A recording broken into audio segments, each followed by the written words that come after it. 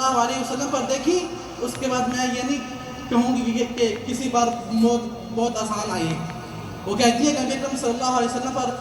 بے ہوشی طاری ہوتی تو آپ صلی اللہ علیہ وسلم کے ساتھ ایک برتن تھا، اس میں پانی تھا اور ساتھ کپڑا رکھا ہوا تھا۔ جب آپ کو ہوش آتی آپ کپڑا لیتے اور کپڑے کو پانی میں ڈبوتے اور پھر اپنی پیشانی پر رکھتے اور کہتے لا الہ الا اللہ، اللہ کے سوا کوئی معبود برحق نہیں، ان للموت لسکرات، یقیناً موت کی بہت ہی سخت تلخیاں ہیں۔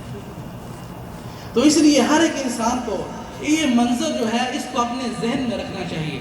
اور موت کا ذکر ایک انسان کو کرنا چاہیے۔ آخر ایک نہ ایک دن اس راستے پہ انسان نے ضرور پڑنا ہے، آخر ایک نہ ایک دن اس دنیا سے ایک انسان نے نکلنا ہے۔ اس لیے بعض سلف صالحین نے بہت خوبصورت عبارت کہی۔ ان کو ایک آدمی نے پوچھا کہ کیا بات ہے کہ ہم دنیا کی باتیں کرنے میں ہم اکتاتے نہیں، ہم کو بلکہ خوشی سے اور گھنٹے میں ہم باتیں کرتے رہتے ہیں، لیکن جب موت کا تذکرہ آتا ہے تو ہمارے دل سکڑنے لگتے ہیں، دل کرتا ہے کہ بس یہی بات ختم ہو جائے بس۔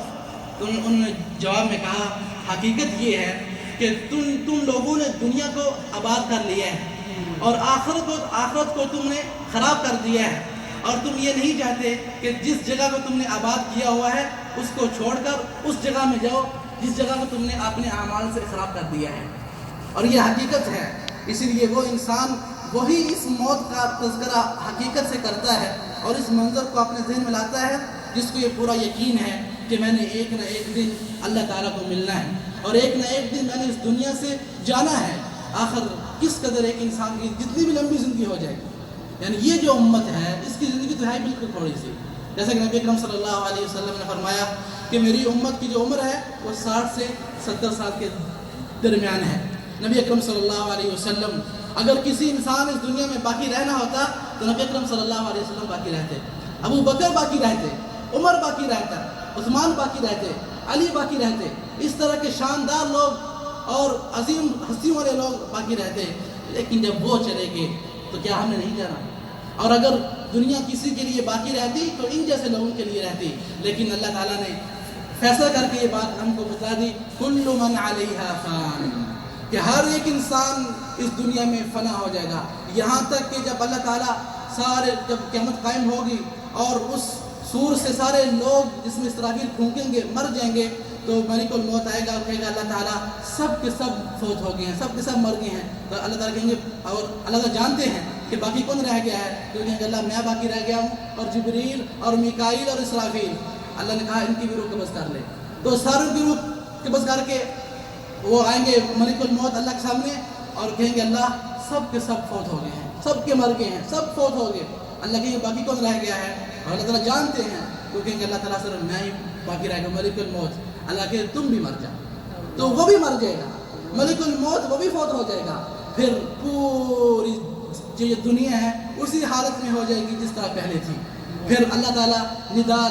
جگائیں گے لمن الملک اليوم، آج کس کی بادشاہ ہے؟ وہ بادشاہ، وہ حکمران، وہ مختلف مراتب کے لوگ آج ہڈیاں ہو کے قبروں میں پڑے ہیں، اللہ کہیں گے لمن الملک اليوم، آج کس کی بادشاہت ہے؟ تو کوئی جواب نہیں آئے گا۔ پھر یہ قرآن کی آیت ہے سورۃ غافر میں، تو اللہ تعالیٰ خود جواب دیں گے للہ الواحد القہار، اس زبردست رب کی آج بادشاہت ہے۔ پھر اس کے بعد اللہ تعالیٰ دوبارہ یعنی لوگوں کو زندہ کریں گے اور پھر اس کے بعد پھر حشر میں اور اس قیامت کے دن میں سارے لوگ اکٹھے ہوں گے، اس وقت جب ایک انسان یہ منظر دیکھے گا، وہ بھی منظر اللہ تعالیٰ نے قیامت کے دن جس طرح لوگوں کی حالت ہوگی وہ بھی بہت عجیب انداز سے اللہ تعالیٰ نے منظر کو کھینچا ہے، جیسا کہ اللہ تعالیٰ سورۃ الفجر میں فرماتے ہیں وَجِيءَ يَوْمَئِذٍ بِجَهَنَّمَ، جب قیامت کے دن جہنم کو لایا جائے گا، جہنم کو لایا جائے گا، جیسا کہ نبی اکرم صلی اللہ علیہ وسلم نے فرمایا کہ جہنم کو قیامت کے دن لایا جائے گا جس کی 70,000 لغام ہوگی اور ہر لغام کے ساتھ 70,000 فرشتہ ہوگا، اور قرآن میں اللہ تعالیٰ فرمایا کہ وہ جہنم اس طرح بھڑک رہی ہوگی کہ نزدیک ہے کہ جہنم پھٹ جائے اور اس کے اندر کافروں کا شعور ہوگا،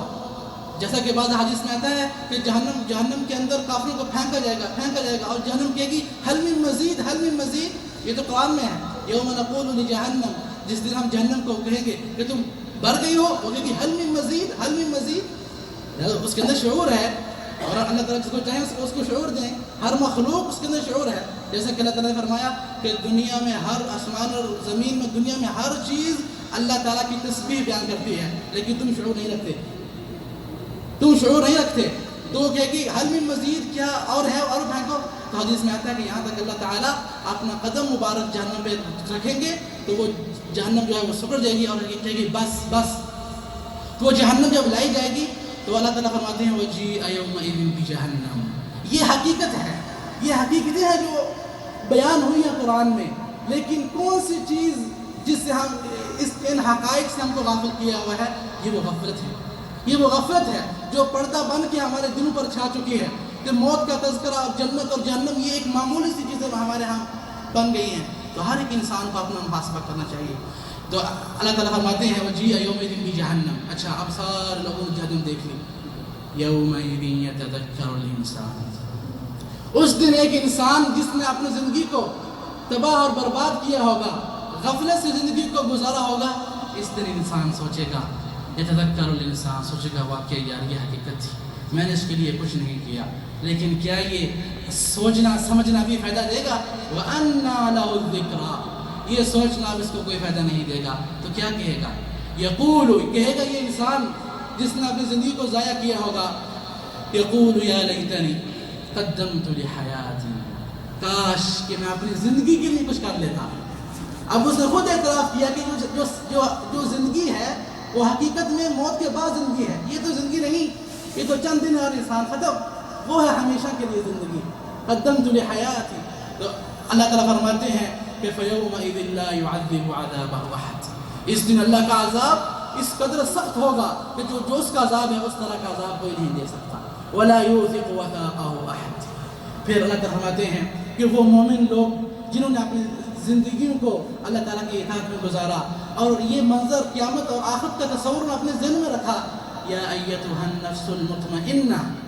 یہ انسان کو موت کے وقت کہا جاتا ہے اے مطمئن جان، اے مطمئن روح،